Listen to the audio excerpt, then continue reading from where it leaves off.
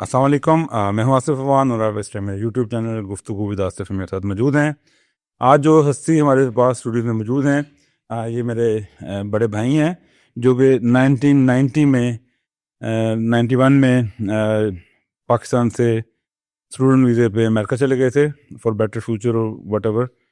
तो आज इन्होंने बड़ी हार्ड लाइफ गुजारी, वहाँ पे स्टडीज़ मुकम्मल की हैं और आज वेल सेटल्ड हैं वहाँ पे। और एक बैंक में as a vice president job कर रहे हैं। और इनसे पूछते हैं कि इनकी एक्सपीरियंसेस क्या थे। तो हामिद अवान साहब आज हमारे साथ मौजूद हैं। सर, बहुत शुक्रिया कि आप हमारे स्टूडियोज़ में तशरीफ़ लाए। एक तो आपके पास टाइम कम होता है जब भी आप आते हैं, तो it's been like 7 years I think, आप 7 साल बाद आए हैं। तो कुछ क्वेश्चन हैं जो कि लोग पाकिस्तान से जाना चाहते हैं एज ए स्टूडेंट वीज़ा और इमिग्रेशन पे। तो उनके लिए मैं चाह रहा था कि ये ज़रा यूज़फुल पॉडकास्ट हो जाए, उनके ज़रा एक्सपीरियंस आप शेयर करें तो उनको पता चल जाएगा।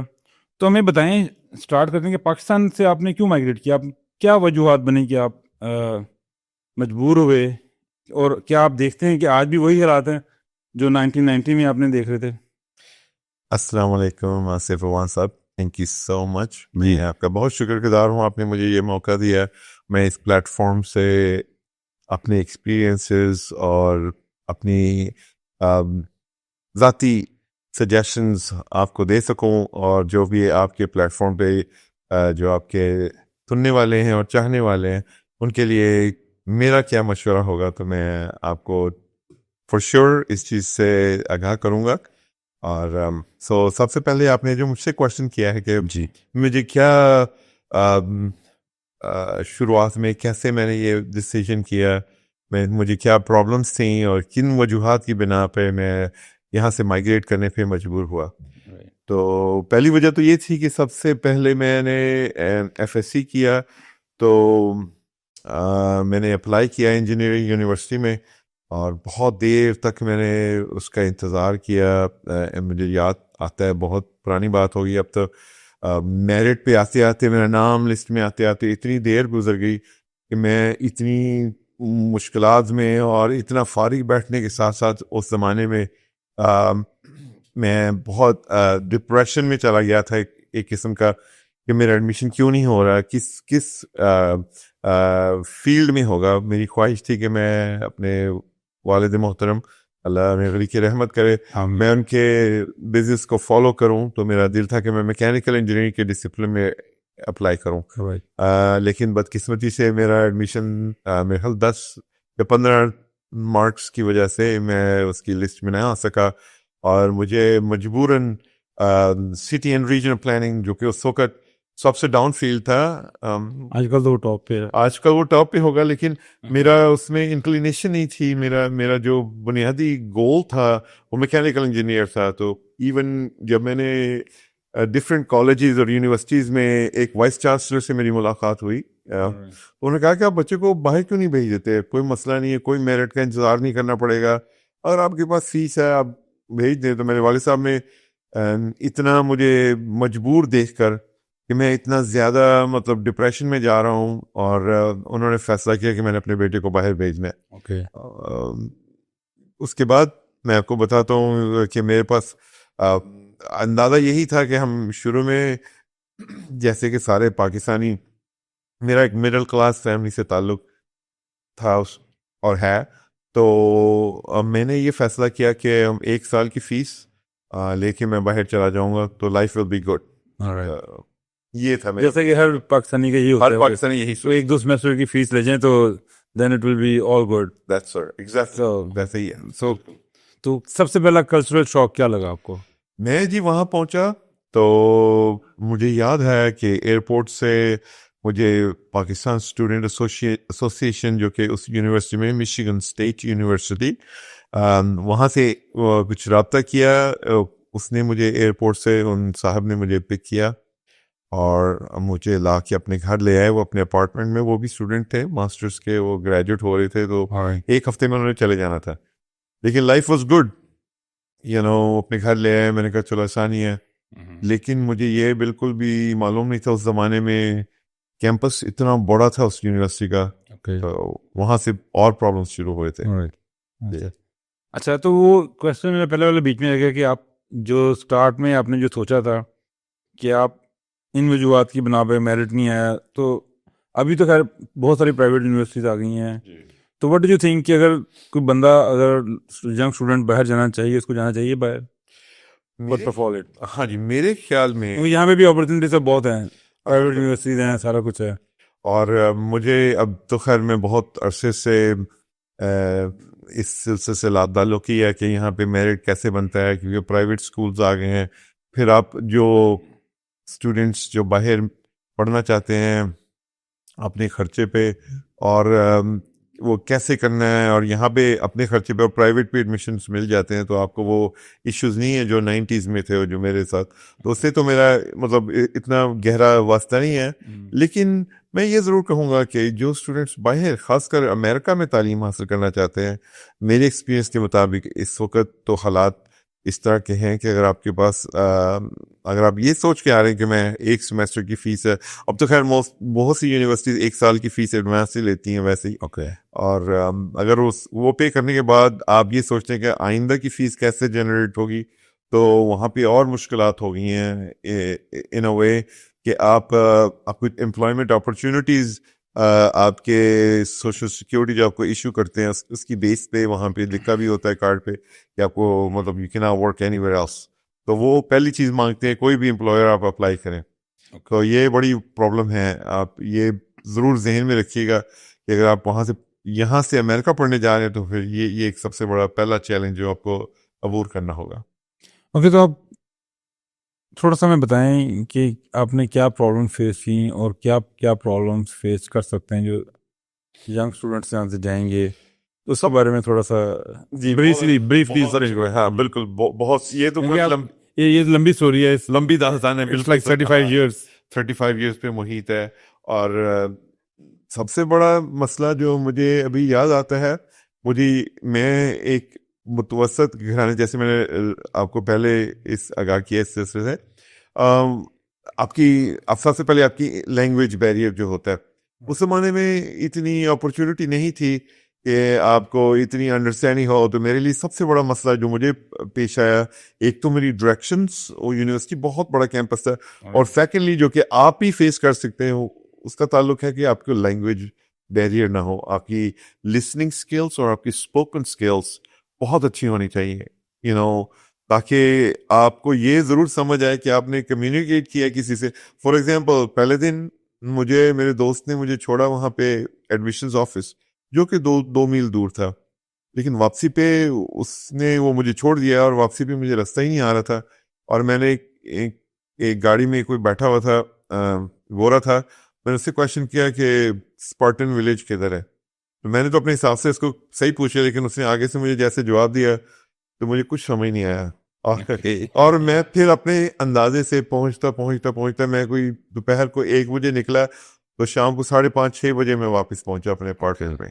तो मेरे लिए तो ये बहुत बड़ा एक अपहिल बैटल थी कि मैं कैसे मतलब इस चीज को ओवरकम करूं। लेकिन ओवर द टाइम अल्हम्दुलिल्लाह I have overcome this. But इसमें ये आपको ये जरूर मेक श्योर करें कि आपकी English up to the mark हो, आपकी समझ कॉम्प्रिहेंशन एबिलिटीज 100% हो, ताकि आपको आइडिया हो, जो कि मेरा ख्याल आजकल के ज़माने में अब तो बहुत ज़्यादा सोशल मीडिया आ गया, सोशल मीडिया। दादा है कि आप किससे बात कर रहे हैं। Okay, exactly. तो क्वेश्चन हमारे बीच में आ गया कि आपने क्या क्या प्रॉब्लम फेस की, सबसे लाइफ कैसे अपनी एजुकेशन कैसे कंप्लीट की, और बिल्कुल फाइनेंशियल प्रॉब्लम। एक सेमेस्टर की फीस तो मैंने अपफ्रंट पे कर दी, लेकिन सेमेस्टर बहुत जल्दी गुजर गया। उसके बाद फिर मुझे ख्याल आया कि अब मैं क्या करूं, यूनिवर्सिटी की फ़ीस तो बहुत ज़्यादा है मेरे लिए, तो बहुत मसला होगा। और पाकिस्तान से रेमिटेंस इतनी डिफ़िकल्ट थी। मेरे फादर नेक्स्ट सेमेस्टर की फ़ीस बचाते बचाते बहुत देर हो गई। मैंने ये फैसला किया कि मैं इस यूनिवर्सिटी से किसी और यूनिवर्सिटी मूव हो जाऊं जिसकी tuition fees, cost of education कम हो, और जो कि मेरे बजट के अंदर आए। राइट। और फिर मैंने एक डिफरेंट स्कूल ज्वाइन किया, कम्युनिटी कॉलेज, ताकि वहाँ से मैं बेसिक अपनी 2 ईयर की फीस जो है ना वो पे कर सकूं। ओके, तो मैंने ऐसे ये चीज़ किया, तो थैंक्स गॉड मुझे ये एक अपॉर्चुनिटी मिल गई कि मैं उस फीस को रिड्यूस कर लूँ ताकि मैं कम से कम कर, लेकिन आइंदा के लिए फंड्स कैसे जनरेट करने हैं, क्योंकि आपका अपार्टमेंट का खर्चा है, फिर आपके केबल, और आपकी इलेक्ट्रिसिटी और बेसिक यूटिलिटीज जो हम अब वहाँ तो पेरेंट्स नहीं है ना, दोस्त है पापा जो आपको पैसे दे दें, वहाँ सब चीज़ें सारे बिल्स आपने खुद ही पे करने हैं। जी।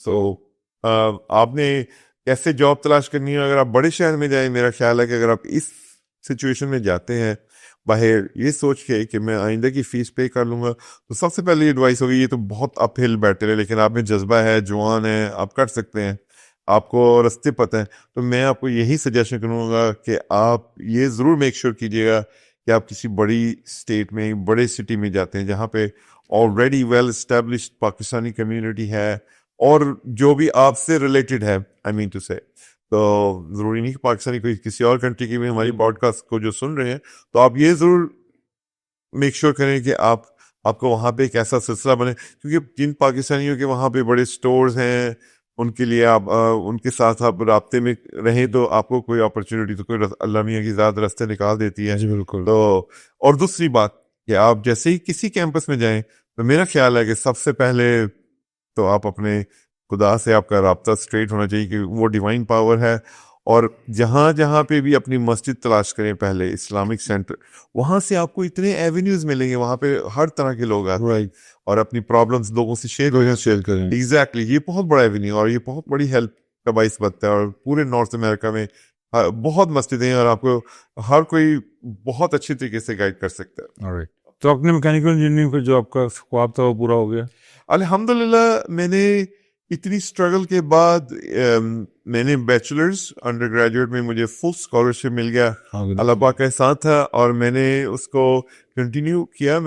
खैर मैं तो एफएससी के फौरन बाद गया था, जो कि मैं किसी को रिकमेंड नहीं करूँगा कि 4 साल की क्लास कोर्सेज को खुद से फीस पे करनी है तो आप इसको परसू करें, बिकॉज अगर आप बैचलर्स कर लें और उसके अलावा आपने मास्टर्स के लिए आना है अमेरिका में, तो वो बहुत आइडियल सिचुएशन है, बिकॉज उसमें आपके नंबर ऑफ क्रेडिट आवर्स जो आपने करने हैं, पढ़ाई का ड्यूरेशन कम होता है, फिर आपको 1 साल मिलता है कि आप फुल टाइम जॉब तलाश कर सकते हैं आप स्टूडेंट वीजे के ऊपर। तो ये बहुत हेल्पफुल है इन मैनी सिचुएशन। आपको एटलीस्ट थोड़ा सा इतना टाइम मिल जाता है कि आप अपने पैसे जो आपने ट्यूशन में लगाए हैं, if nothing else works out, तो आपको वो रिकवरी हो जाती है, आपने ट्यूशन के पैसे आपको तो आफ्टर कंप्लीशन ऑफ एजुकेशन आप वहाँ पे स्टे कर सकते हैं, जॉब ले सकते हैं, या आपको 1 साल का टाइम, मेरे ख्याल 15 मंथ्स होते हैं। तो बहुत से स्टूडेंट्स यहाँ से जाते हैं, जाहिर बात है वो इस उम्मीद पे जाते हैं कि उनको फुल टाइम स्टेटस हो जाए, उनका वर्क परमिट मिल जाए, या उनका कोई जरिया माश बन जाए जो कि लॉन्ग टर्म हो। ये पाकिस्तान का फिलहाल बहुत अच्छी सिचुएशन है कंपेयर टू चाइना, इंडिया, और वहाँ पे अगर आप H वीज़े में कन्वर्ट होता है तो वो H वीज़ा जो है H1B मेरे ख्याल में, जी बिल्कुल, वो कन्वर्ट होते उनके लिए उनका ड्यूरेशन पाकिस्तान की निस्बत बहुत ज़्यादा है, तकरीबन 60 मंथ्स का है। तो ये बहुत लंबा टाइम फ्रेम है, लेकिन पाकिस्तान का अभी भी कम है, बिकॉज यहाँ से कम लोग जाते हैं। तो मेरी यही रिकमेंडेशन होगी, अगर कोई मेरी एडवाइस लेना चाहता है, तो मैं ये आपके तवज्जो से यही कहूँगा कि आप स्टूडेंट्स जो हैं वो मास्टर्स के लिए जाएं, और वहाँ पे फिर जॉब मिल जाती है। अगर फॉर एग्जांपल वो टाइम गुजर जाता है, मेरे कई दोस्त अहबाब ऐसे भी हैं, अगर 15 महीने का टाइम गुजर जाता है तो फिर वो इतना एस्टेब्लिश हो जाता है उनके पास कि वो दूसरे मास्टर्स में दोबारा से अपना स्टेटस भी, तो keep doing it till you actually, Allah ताला कोई रास्ता निकाल देता है, और फिर मतलब काफ़ी सारे दोस्त ऐसे ही सेटल हुए हैं वहाँ पे। अच्छा, एक बड़ी आम फहम सी बात है कि जब एक बंदा बाहर होता है तो खुद बड़ा सेटल होता है, उससे पूछते हैं यार मैंने भी बाहर आना है, उसको कोई दोस्त या उसका भाई या कोई इस तरह, वो सारे ये कहते हैं यार से ना ये तो कुछ नहीं रखे उन, तो क्या ये दुरुस्त है ये बात? देखिए, उसकी बड़ी वजह यही है कि इंसान जब इधर बैठा होता है ना, यहाँ मुश्किलात हैं, मैं देखता हूँ, मैं यहाँ रहा हूँ चंद दिन आसिफ साहब के साथ, मैं बहुत सी चीज़ें देखता हूँ, शुक्र अल्हम्दुलिल्लाह ये हमारा मुल्क है, हम तो पूरे जज्बे से आते हैं पाकिस्तान में, लेकिन फिर भी यहाँ पे एक आम स्टूडेंट है, आम शहरी है, वो इतना मतलब डेस्परेशन बहुत हाई है यहाँ, और सबसे बड़ी बात है जॉब नहीं मिलती लोगों को, तो वो कहते हैं कि यार बाहर तीसरा मैं चला जाऊँ किसी भी तरह से। तो लेकिन वहाँ जाके जो प्रॉब्लम्स और इश्यूज, पाकिस्तानी में बहुत रेजिलियंस है, अल्हम्दुलिल्लाह दे कैन डू इट। लेकिन अभी रास्ते इतने तंग हो रहे हैं, तो वो लोग जो ये कहते हैं ना, उनका मकसद यही होता है कि वो डिस्करेजिंग, लोग समझते हैं यार ये मुझे डिस्करेज मुझे बुलाने चाहता है। जैसे होते हैं हम लोग टिपिकली कि देसी लोग हैं, यार मैं ऊपर चले हूँ तो मैं नीचे उसके ऊपर पाँव मार के उसको कुएं में गिरा दूं ताकि वो कहीं ना आ सके। ऐसी बात नहीं है। उसके लिए आसिफ साहब मैं कहता हूँ कि देखें, जो प्रॉब्लम्स और इश्यूज आते हैं ना, उसमें स्ट्रेस और बहुत ज्यादा परेशानियां, और मैं भी ऐसे ही लम्हात से गुजर चुका हूँ। कई दिन मेरे साथ इमिग्रेशन के टाइमिंग में डिफरेंस था, और होते होते मेरा स्टेटस बदल गया, और मुझे काफी परेशानी और मुश्किलात का सामना करना पड़ा। तो मैं नहीं चाहूंगा कि मैं अपने भाई को या अपने कजन को, किसी दोस्त को ये मशवरा दूं कि यार आप उस स्ट्रेस में से गुजरें, बिकॉज अभी तो इन्वेस्टमेंट करके आए हैं, और अगर उसमें से अगर आपकी एंड रिजल्ट जीरो हो जाए तो फिर मसला हो सकता है। लेकिन अगर आप all up for it, more power, आप इंशाल्लाह करें। और मतलब इस बंदा आना चाहे तो जॉब्स हैं, पैसा है, आप कमा सकते हैं। बिल्कुल ऐसा नहीं है कि नहीं, कोई शक नहीं, उस हाँ। मुल्क में बहुत रिसोर्सेज हैं, Okay. उस मुल्क में बहुत जॉब्स हैं, एंड आप रिकवर कर सकते हैं, नो डाउट अबाउट दैट। तो यूजुअली ये देखा गया है कि जब हमारे यंग जनरेशन बच्चे जाते हैं वहाँ पे जाके, तो वहाँ का शशका देख के, नाइट लाइफ देख के बहुत ज़्यादा इंस्पायर होते हैं, और उनके ख़राब होने के चांसेस बहुत ज़्यादा होते हैं। Is it true? और हाँ, ये बहुत जबरदस्त क्वेश्चन किया। जी एज अ स्टूडेंट आप जब जाते हैं, बहुत सी स्टेट्स ऐसी हैं जहाँ पे तो ऐसा सिलसिला ही नहीं है, to be very honest. alright. आपने मेरी जिस स्टेट में मैं रहता हूँ वहाँ आपने विजिट किया है मुझे, वहाँ तो बिल्कुल शाम 5-7 बजे के बाद, मगरिब की नमाज के बाद कुछ भी नहीं, बिल्कुल नाइट लाइफ, वो बिल्कुल डेड लाइफ है वो। लेकिन है वहाँ पे बार्स होते हैं, जैसे सारी चीजें हैं, और नाइट लाइफ इतनी है।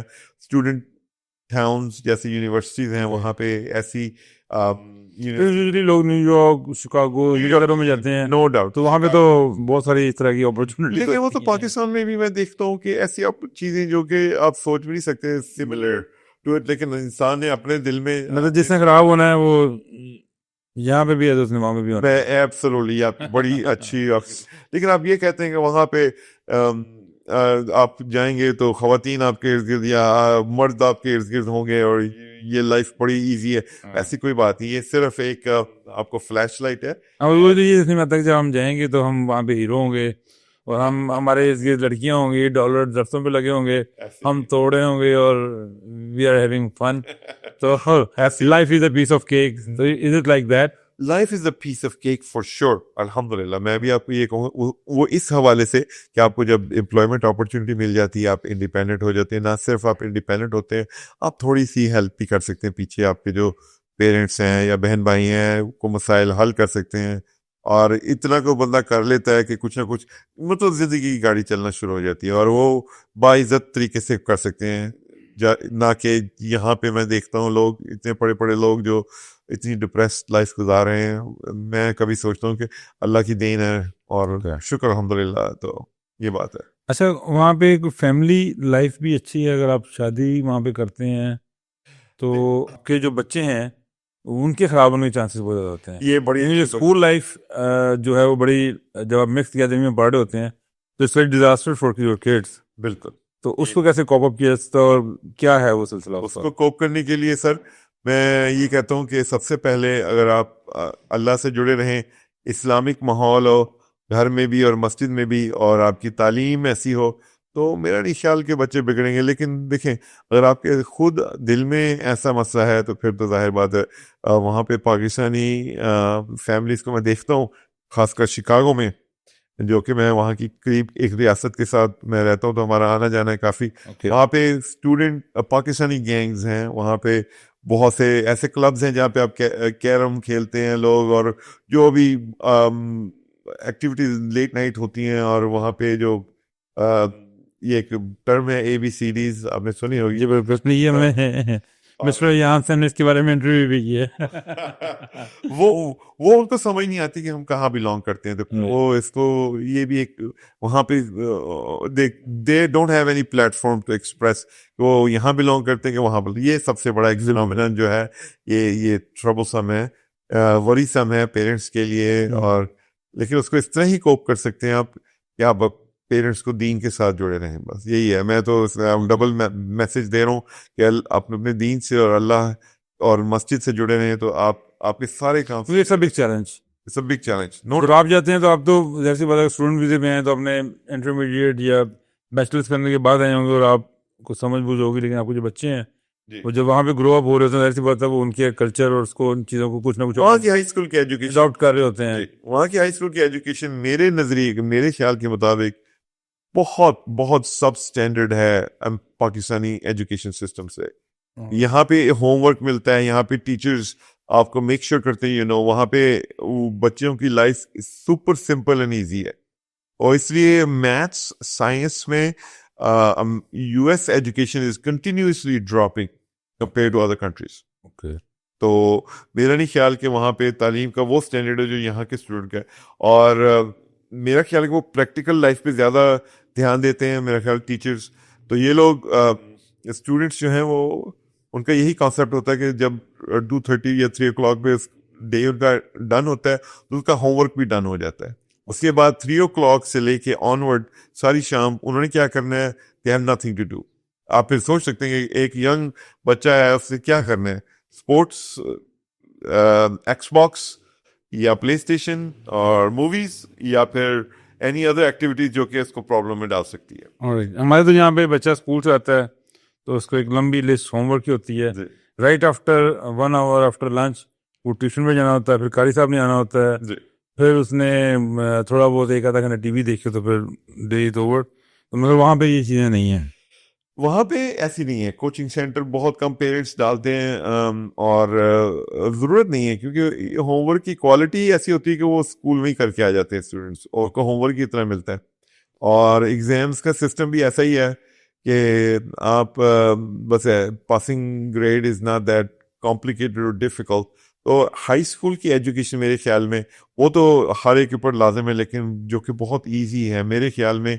जो पाकिस्तान की जो 10th ग्रेड जो मैट्रिक यूएस के मैट्रिक और 10th ग्रेड के हवाले से कोई कंपैरिजन नहीं। यहाँ का 10th ग्रेड का बच्चा पाकिस्तान का वो सरवाइव कर सकता है अमेरिका में, यानी कि उसको इतनी अकल होती है बात करने की चीज़ों की, compare to like street smart होता है बच्चा जो यहाँ का 10th ग्रेड का है। पाकिस्तान अमेरिका में कंफ्यूज होते हैं बच्चे बिल्कुल, उनको मतलब एजुकेशन, क्योंकि वहाँ पे और अनफॉर्चुनेटली एज यूर ग्रोइंग तो आपके लाइफ चेंज हो रही होती है, 13-14 आपका टेस्टोस्टेरोन लेवल चेंज हो रहा होता है, एंड देन आपकी फोकस ऑफ लाइफ वो डिफरेंट चीज़ों पे आ जाता है। यहाँ पे वैसा माहौल नहीं है यहाँ पे।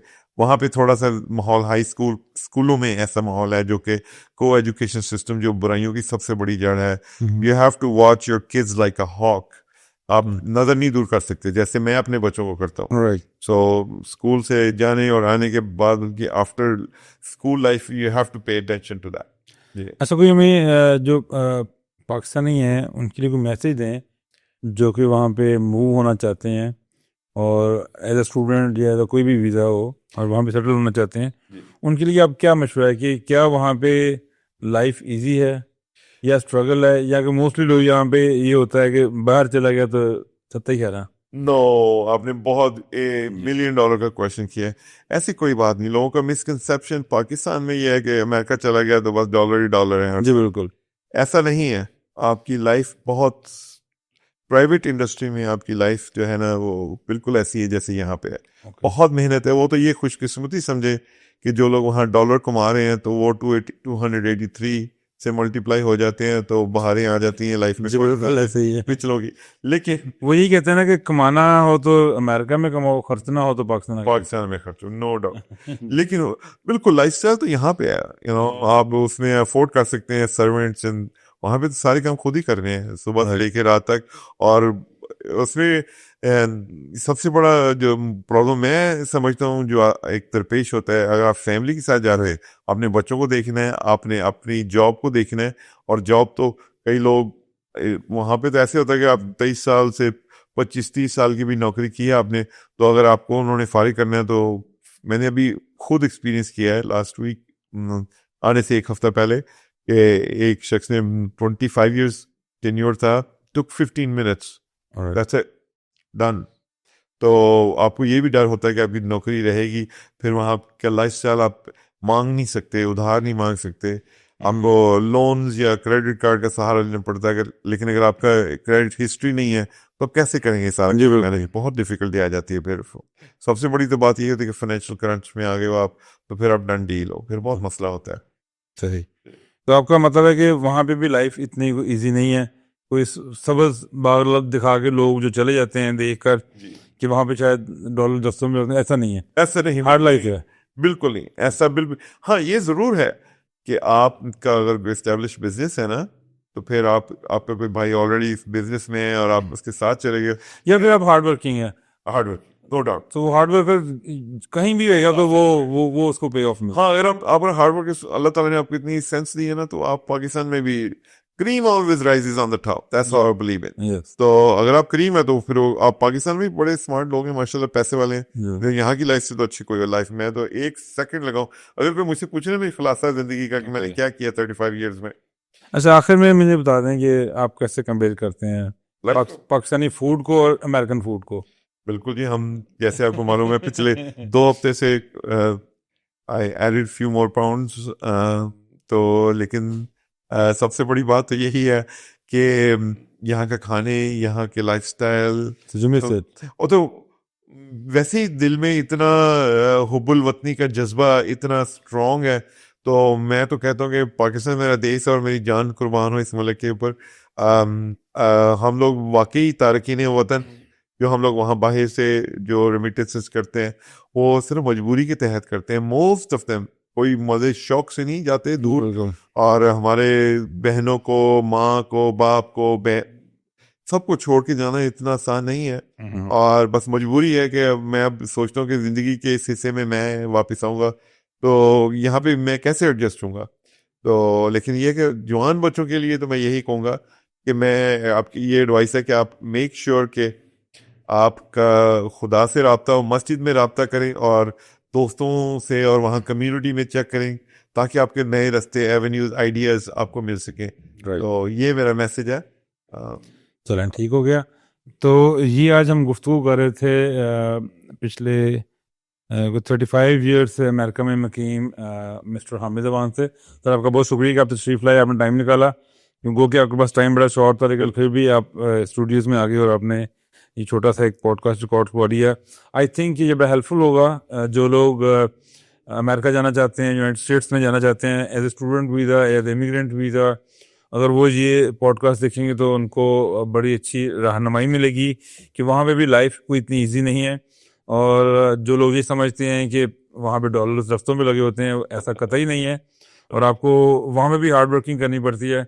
और अगर आप अपने मुल्क में रह के अगर हार्ड वर्कर हैं और हार्ड वर्किंग कर रहे हैं और आप कामयाब हैं, तो आप अमेरिका में भी कामयाब हैं। अगर आप यहाँ पे सुस्त हैं और कोई काम नहीं कर रहे और आप ऐसे ही हैं, तो आप अमेरिका में भी फिर ऐसे ही होंगे। तो कोई आपको हाथ पकड़ के आपको किसी काम पे नहीं छोड़ के आएगा, आपको खुद अपने आप से एफर्ट्स करनी पड़ती हैं। तो ऐसे ही हस्तियों के साथ जुड़े रहने के लिए आप हमारे साथ जुड़े रहें। गुफ्तगू विद आसिफ चैनल को सब्सक्राइब करें, बेल आइकन को दबाएं, और ऐसे ही हस्तियों के इंटरव्यू देखने के लिए आप यहाँ पे आते रहें। आप सब आपका बहुत शुक्रिया, और हामिद साहब आपको बहुत शुक्रिया। Thank you so much, sir. I'm so honored to be a part of this podcast. Inshallah, may Allah give you all the आपको तरक्कियां और आपके ये पॉडकास्ट को, ताकि आप सदका जारिया में अपना हिस्सा डालते रहें। Thank you so much.